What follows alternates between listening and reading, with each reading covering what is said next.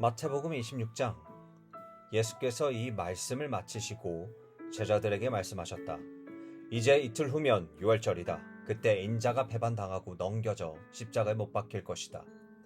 그 순간에 대제사장과 종교 지도자들 무리가 가야바라 하는 대제사장의 집무실에 모여 예수를 몰래 잡아 죽이려는 음모를 꾸미고 있었다. 그들은 괜히 폭동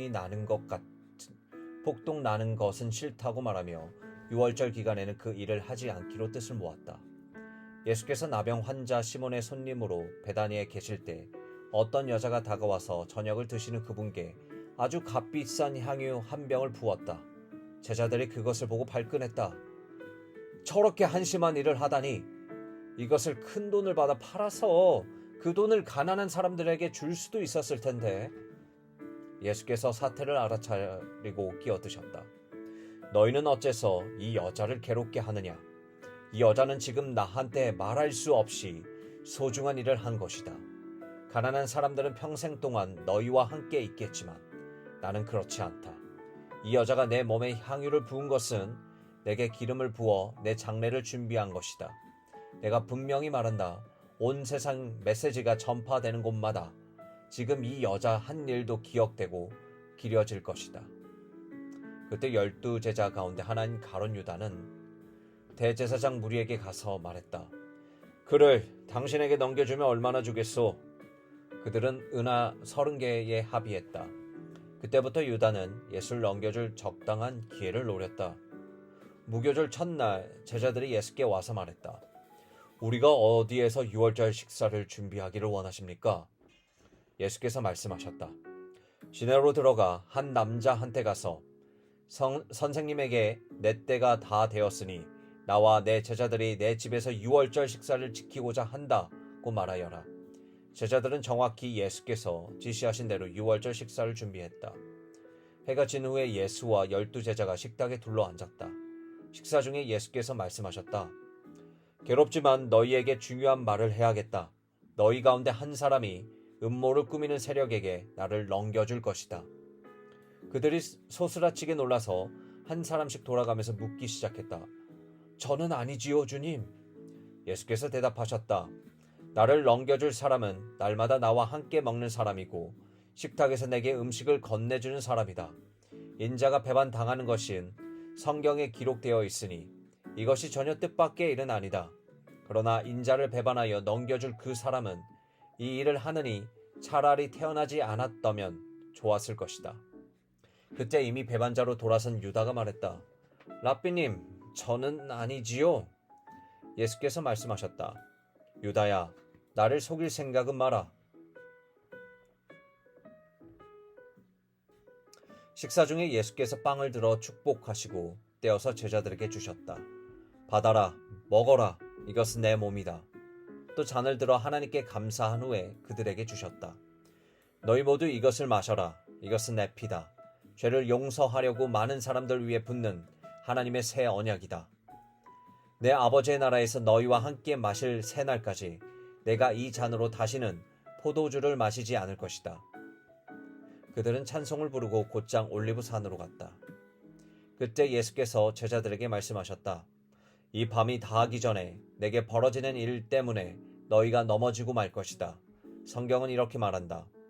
내가 목자를 치리니 양들이 허둥지둥 흩어질 것이다. 그러나 내가 살아난 뒤에는 너희 목자인 내가 너희보다 먼저 앞장서 갈리로 갈 것이다. 베드로가 불쑥 끼어들었다. 주님 때문에 다른 사람들이 다 넘어진다 해도 저는 그렇지 않겠습니다. 예수께서 말씀하셨다. 너무 자신하지 마라. 바로 오늘 밤 수탉이 새벽을 알리기 전에 내가 나를 3번 부인할 것이다. 베드로가 우겼다. 주님과 함께 죽는 한이 있어도 절대로 주님을 부인하지 않겠습니다. 다른 제자들도 모두 똑같이 말했다. 그리고 나서 예수께서 그들과 함께 겟셋마네라는 동산으로 가서 제자들에게 말씀하셨다. 내가 저기 가서 기도하는 동안에 너희는 여기 있어라. 베드로와 세베대의 2 아들을 데리고 가시면서 예수께서는 심히 괴로워 슬픔에 잠겼다. 예수께서 말씀하셨다. 이 슬픔이 내 생명을 꺾어버리는구나. 여기서 나와 함께 깨어 있어라. 예수께서 조금 더 나아가 얼굴을 땅에 대고 기도하셨다. 내 아버지, 다른 길이 있거든 나를 여기서 벗어나게 해주시옵소서. 그러나 내가 원하는 대로 하지 마시고 아버지께서 원하시는 대로 행하시옵소서. 아버지께서 원하시는 것이 무엇입니까? 예수께서 돌아와 보니 제자들이 곤히 잠들어 있었다. 예수께서 베드로에게 말씀하셨다. 단 1시간도 나와 함께 견딜 수 없더냐? 깨어 있어라. 위험에 처한 줄도 모른 채 유혹에 빠지는 일이 없도록 기도하여라. 너는 하나님 안에서 무엇이든 열심히 할 각오가 되어 있다면 한편으로는 난로가에 잠든 늙은 개처럼 나른하구나. 예수께서 2번째 그들 떠나서 다시 기도하셨다. 내 아버지, 이 잔을 마지막 한 방울까지 마시는 것 외에 다른 길이 없다면 나는 각오가 되어 있습니다. 아버지 방법대로 하십시오.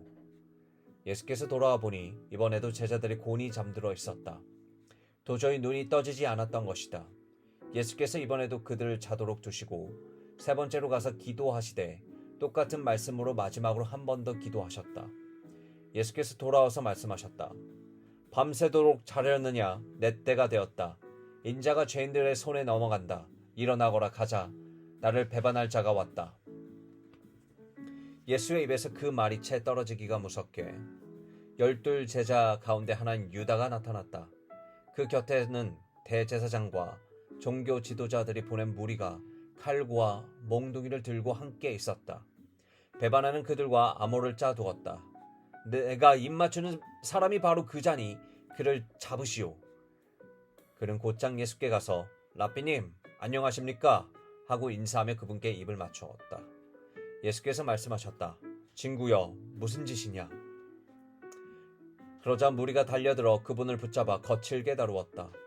예수와 함께 있던 사람들 가운데 하나가 칼을 뽑아 휘둘러서 대제사장의 종의 귀를 잘라버렸다. 예수께서 말씀하셨다.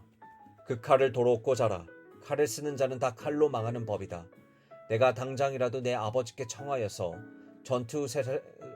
전투태세를 갖춘 천사 12 중대를 여기로 오게 할 수 있다는 것을 너희는 모르느냐? 하지만 내가 그렇게 하면 이런 일이 일어나야 한다고 한 성경 말씀이 어떻게 이루어지겠느냐? 그런 다음 예수께서 무리에게 말씀하셨다. 내가 위험한 범죄자라도 되는 것처럼 칼과 몽둥이로 나를 잡으러 오다니 이게 무슨 짓이냐? 내가 날마다 성전에 앉아서 가르쳤지만 너희는 내게 손 하나 대지 않았다. 너희가 이렇게 한 것은 예언자의 글을 확증하고 성취하기 위해서다. 그때 제자들이 모두 황급히 달아났다. 예수를 잡은 무리가 그분을 대제사장 가야바 앞으로 끌고 갔다. 거기에 종교학자의 지도자들이 모여 있었다. 그들이 대제사장의 안뜰에 이를 때까지 베드로는 안전한 거리를 두고 뒤따랐다. 그는 하인들 틈에 숨어서 슬며시 섞어서 일이 어떻게 되는지 지켜보았다. 대제사장들은 예수께 사형을 선고하기 위해 유대의회와 공모에 그분을 고발할 죄목을 꾸려내려고 했다. 그러나 많은 사람들이 나가서 줄줄이 거짓 증언을 내놓았는데도 믿을 만한 것이 하나도 없었다. 마침내 2 사람이 나와서 이렇게 고발했다. 그는 내가 하나님의 성전을 헐고 사흘 만에 다시 지을 수 있다고 했습니다. 대제사장이 일어나서 말했다. 이 증언에 대해 너는 뭐라고 말하겠느냐? 예수께서 침묵하셨다. 그러나 대제사장이 말했다. 내가 살아계신 하나님의 권세로 너에게 명한다. 내가 하나님의 아들 메시아인지 말하여라. 예수께서 짧게 말씀하셨다. 내가 그렇게 말했다. 그러나 그것이 전부가 아니다. 조만간 내 눈으로 직접 보게 될 것이다. 전능하신 분의 오른편에 앉은 인자가 하늘 구름을 타고 올 것이다. 그 말에 대제사장이 흥분해서 자기 옷을 찢으며 소리쳤다. 이 자가 하나님을 모독했소. 그를 고발할 증인이 무슨 필요가 있겠소? 그가 하나님을 모독하는 것을 여러분이 다 들었어. 여러분은 이 신성 모독을 그냥 두고 볼 셈이요? 그들이 일제히 말했다. 사형입니다. 그 정도라면 사형 선고가 마땅합니다. 그러자 사람들이 예수의 얼굴에 침을 뱉고 그분을 주먹으로 쳤다. 그들은 그분을 때리면서 조롱했다.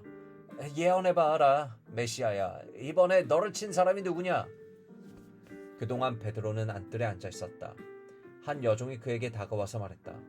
당신도 갈릴리 사람 예수와 함께 있지 않았나요?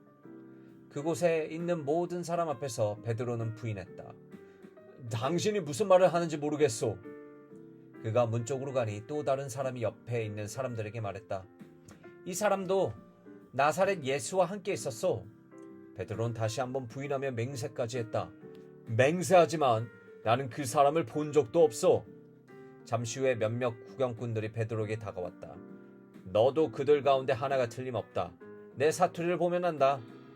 그러자 베드로는 너무 두려워서 저주하며 말했다. 나는 그 사람을 모르오. 바로 그때 수탉이 울었다. 베드로는 수탉이 울기 전에 내가 나를 3번 부인할 것이다 라고 하신 예수의 말씀이 생각났다. 그는 밖으로 나가서 하염없이 흐느껴 울고 또 울었다.